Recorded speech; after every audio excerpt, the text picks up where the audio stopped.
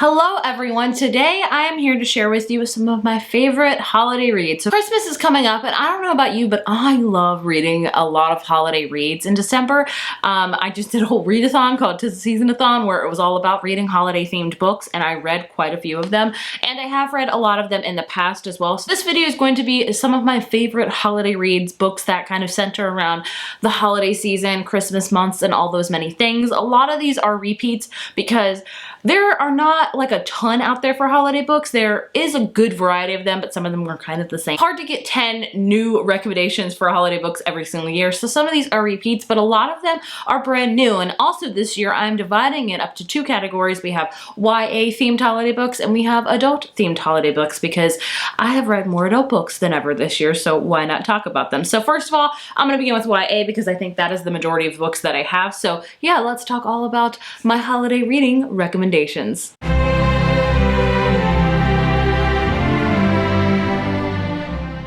Book I want to talk about, I think, is my favorite YA holiday book ever, and that is The Afterlife of Holly Chase by Cynthia Hand. I'm sure you guys have heard of this because it has been exploding for the past couple years. It came out last year and I read it last year and I fell in love with it. I was not expecting to like it as much as I did. I read it on a whim, wasn't planning on it. This is a reimagining of A Christmas Carol, the classic tale by Charles Dickens, and in this book we follow a character named Holly Chase, and Holly Chase is basically Scrooge at the beginning of the story. She is visited by all of the ghosts, Christmas past, Christmas present, Christmas future, things like that. And she, you know, obviously has to decide at the end, does she want to change her life or does she not want to change her life? And it's no spoiler to say that she does not change her life at all, and then she dies. And basically after that, she goes on to work. She becomes the latest ghost of Christmas past. And basically every year she is assigned a project with all of them. They have a Scrooge every single year, and it's all about that. I really loved it. It is an amazing holiday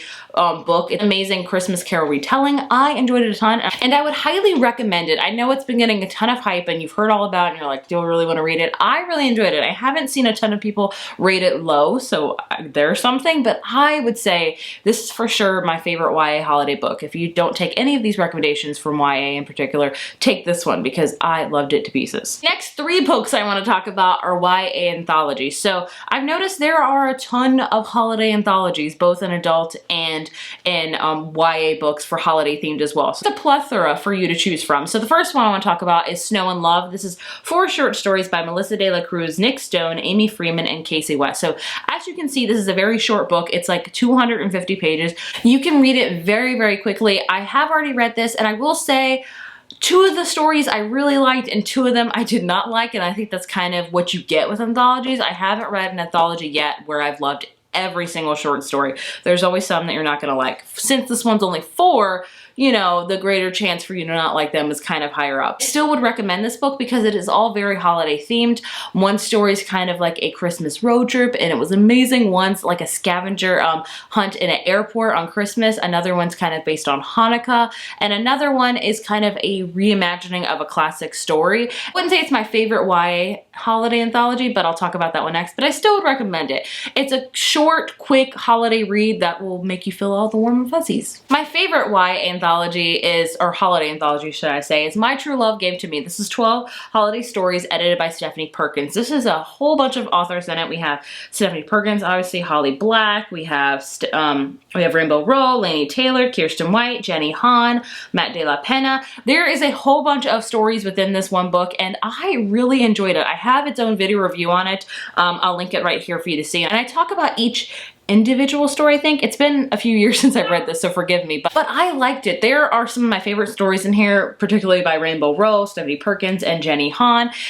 They're just full of warm and fuzzy holiday reads. This one is the one that's kind of got different opinions. A lot of people really like this book, a lot of people don't, and that's okay. That's how it goes with any book, honestly. I really liked it and would always recommend it. A lot of times with anthologies, you can read a short story by an author that you've never even heard of or read their books, and you just want to read all of their books. That's happened to me several times with anthologies, so I recommend this one. I thought it was short and cute and all of those many things. And the last YA holiday anthology I want to talk about is Let It Snow. This is by John Green, Lauren Miracle, and Maureen Johnson, I believe. It's been ever since I've read this, so forgive me. So that's only 3 short stories, but what's cool about this one is that all the stories kind of intertwine. I can't tell you how.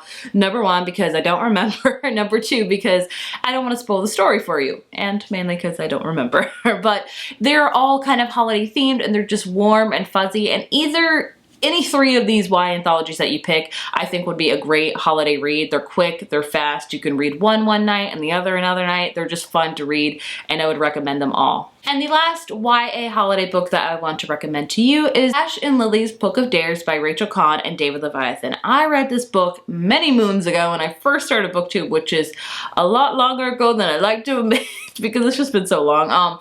This book is just short. A lot of these holiday books I've noticed are short, I think because they know people are busy around those times. We're like, gotta keep it short. But this book is basically about the scavenger hunt, and I think Lily finds this book in a bookstore, the Strand bookstore in New York, and they begin to communicate to each other within like books, like they leave notes in books, I believe. It's been forever since I've read it, but it's just a heartwarming book, and it's holidays in New York City, which is the dream because so many trees, lights, all those many things. I would highly recommend the first book. I did read the second book, which came out last year, which is called The 12 Days of Dash and Lily, I believe, and I didn't love it, so I wouldn't recommend the second one. I would kind of treat this one as a standalone, honestly. I don't think you need to read the second one at all. I don't think like it's pertinent to the storyline. So really enjoyed the first one, Dash and Lily's Book of Dares. Not so much the second one, but either way, it's just a really adorable holiday story that I love. Moving on to my adult holiday reading recommendations. I have quite a few of these that I just read this year, as a matter of fact. The first one's probably my favorite. Oh my gosh, and it's got a rip on it. Thank you to my son. And that is One Day in December by Josie Silver. I just read this for the 'Tis the Season-a-thon, and I loved it. This book has been getting a ton of hype because it's a new release, wintry type of book, and it's been Reese Witherspoon's book club for this month, so that's why it's getting all the hype. But I really enjoyed it. It's been on my radar since September. I've had it on my TBR since September, so I was waiting for December to read it. This basically is about 2 main characters. We follow both of them. So we first start off with Lori, and Lori is on her way home from work in a London bus, and then the bus stops at a bus stop, obviously, and she sees a guy at the bus stop, and they lock eyes, and it's like love at first sight. They're like instantly attracted to each other, instantly in love, and then the bus leaves before her getting off without telling, you know, hi and things like that. She becomes enamored with this guy from the bus stop, and for a year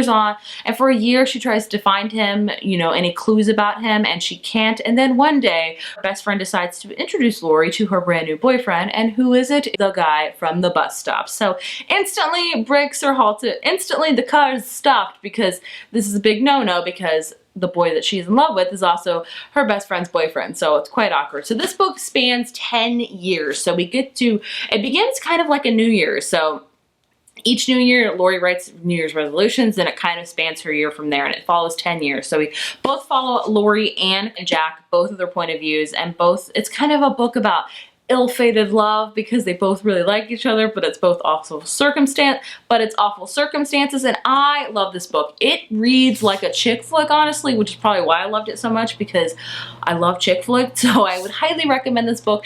Easy to fly through. It is quite long, but goodness me, like I finished this in a matter of like a day. I was so invested in the storyline, and it made me cry. I'm not gonna lie to you. I loved it. Another one that I read this year that I absolutely adored is The Christmas Sisters by Sarah Morgan, another new release. This is my first Sarah Morgan book. She has written a ton of books. She kind of, I would say, writes a lot of women's fiction books. This is all about these 3 sisters, and they kind of live far apart. One of them still lives at home in Scotland with their adoptive parents, and the other 2 live in Manhattan. So this year they decide to all go home for Christmas in Scotland, and basically we follow each one of their point of views, and each one of them are dealing with a lot of different things in their life. Beth is a stay-at-home mom, and she's deciding whether it's time for her to go back to work or not. Posey is the youngest and loves staying at home at Scotland and helping her parents out with her cafe and being like a mountain climber rescuer, but she's wanting a little bit more out of life. Then Hannah's the oldest one, who is very not close to her family or their adoptive parents at all, and she's struggling with a lot of different things. A big life change is happening in her life. So